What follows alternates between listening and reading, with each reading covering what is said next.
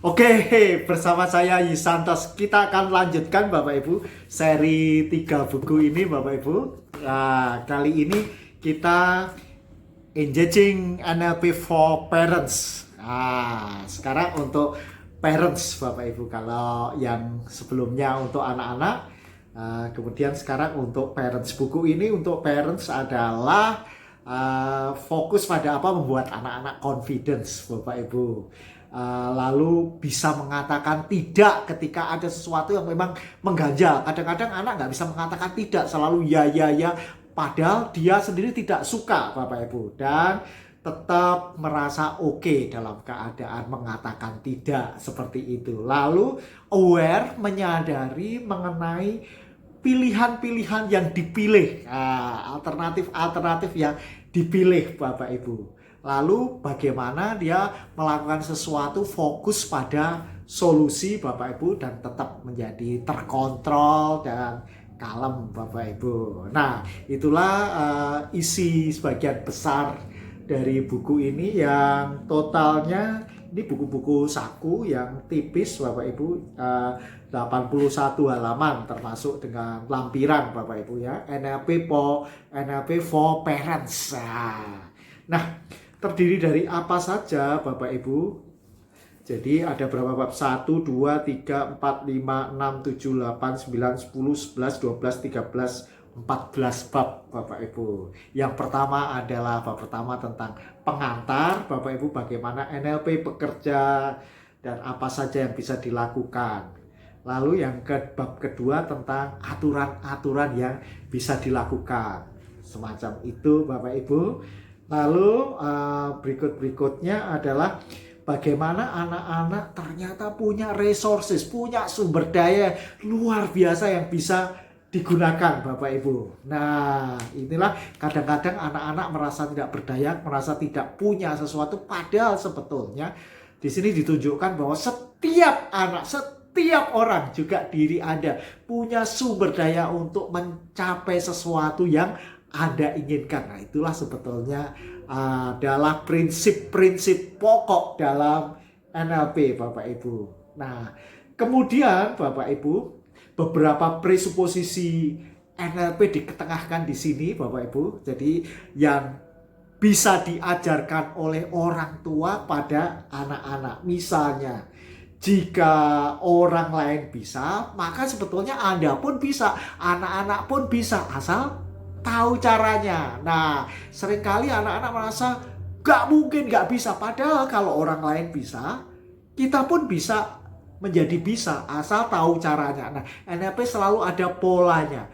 Sukses selalu meninggalkan jejak. Bisa terhadap sesuatu selalu ada jejaknya. Jika kita telusuri jejaknya, anak-anak ikuti jejaknya dan mempraktekkan jejak itu, anak-anak pun juga pasti bisa.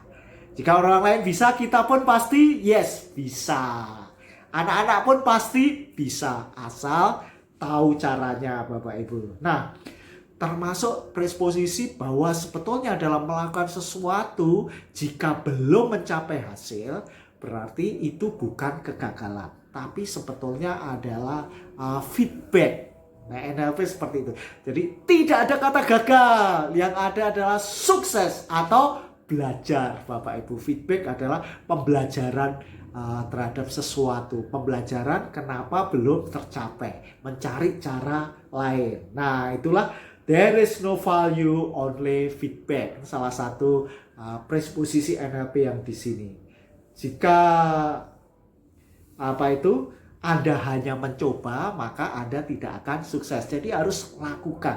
Ketika Anda mempresposisi coba, artinya apa? Kegagalan boleh. Padahal di sini tidak ada kata gagal Bapak Ibu. Dan map is no territory. Jadi presposisi ini yang diketengahkan di sekitar ini. Kemudian bagaimana teknik-teknik membangun raport Bapak Ibu yang penting dikuasai, diketahui untuk anak-anak. Nah, dan satu bab yang penting di sini adalah mengenai perubahan, perubahan. Nah, perubahan yang dilakukan di sini adalah menggunakan teknik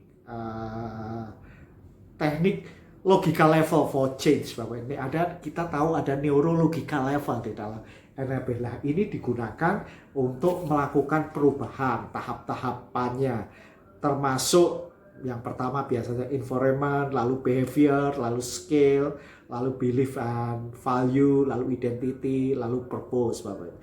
6 logical level itu ketika mencapai perubahan. Nah, ini penting sekali dan ditekankan dalam buku ini. Menurut saya ini salah satu yang penting. Termasuk di sini belajar mengenai anchor, Bapak Ibu. Apa itu anchor? Bagaimana menggunakan anchor? Bagaimana break state? Nah, di bagian lain di sini ada timeline, Bapak Ibu. Ada di NLP kan kita belajar timeline untuk associate, dissociate, untuk masuk ke sekarang dan masa lalu untuk apa saja. Nah, di sini ada termasuk bagaimana ketika anak-anak menghadapi konflik lalu menyelesaikan konfliknya bagaimana. Nah, di sini ada beberapa teknik, Bapak Ibu, untuk yang dilakukan terhadap konflik dan beberapa untuk perubahan-perubahan yang ada pada NLP for Parents. Jadi buku ini termasuk salah satu bahan dalam pembelajaran-pelajaran kita, yaitu Parenting Coach based on NLP dan Hipnosis, Bapak Ibu. Nah, ini termasuk seri dari 3 buku ini. Oke, masih bersama saya Yusantos. Nantikan dalam bedah buku yang lainnya.